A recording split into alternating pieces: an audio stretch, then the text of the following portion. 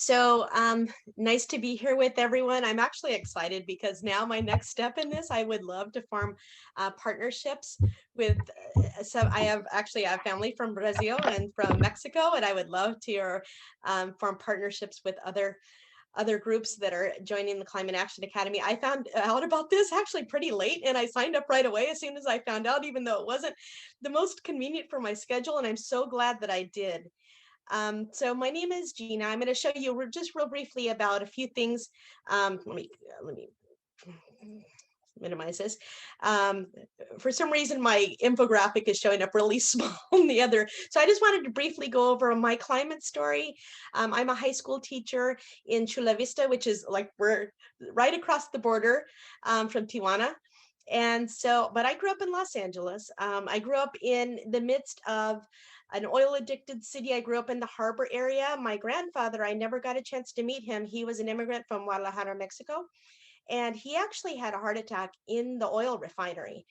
And it was always a really sore point for my father because our apartment overlooked the refinery where he died. And so I grew up seeing oil, we called them oil horses.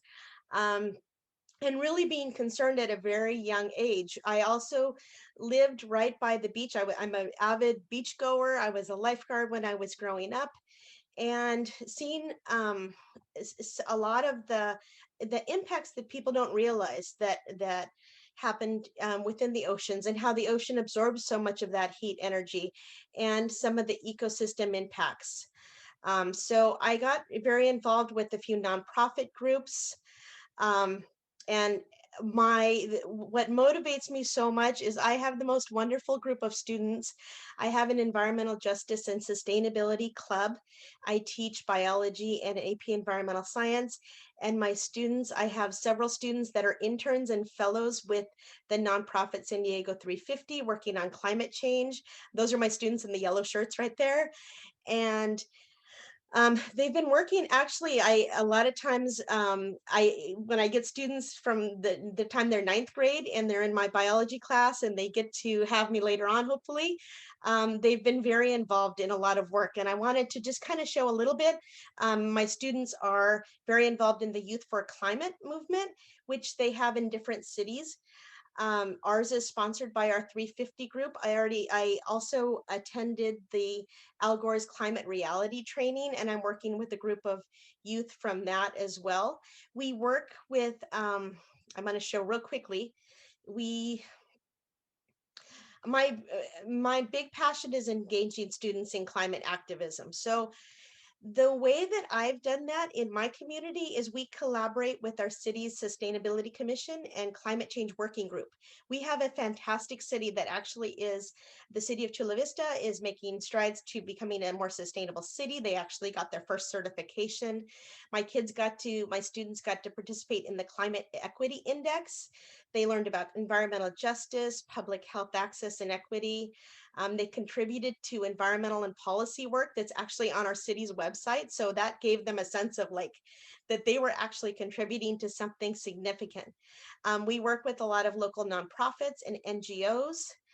And my students, and it actually, besides just the aspect of feeling like they are engaged in activism work, they also qualify for a lot of scholarships and service awards. They can get a diploma certificate for their involvement.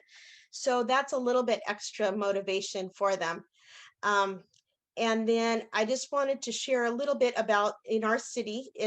I don't know how many other cities have this. We have a climate action challenge in Chula Vista where people can select actions and see how much it can save their family to take care. In some of these actions don't involve any money, any cost.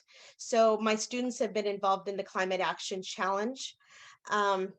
And Another organization that we're working with is the South Bay Sustainable Communities nonprofit, and my students are doing a food waste recovery program at school and doing food waste composting. We're doing water bottle filling stations that we have grant funded that we're putting into the schools, and they're working right now. Their next initiative is on reducing single-use plastics in schools, which is a challenge for us and definitely in the high schools in the United States in general. So just kind of to close, I wanted to share a little bit on my curriculum. I focused on a climate solutions project, PSA public service announcement for climate change, and really had the students develop ways that they could implement programs to combat climate change. If anybody is interested, I can share resources. My students they looked at the effects and impacts of climate change, and they had some research posts that they've done.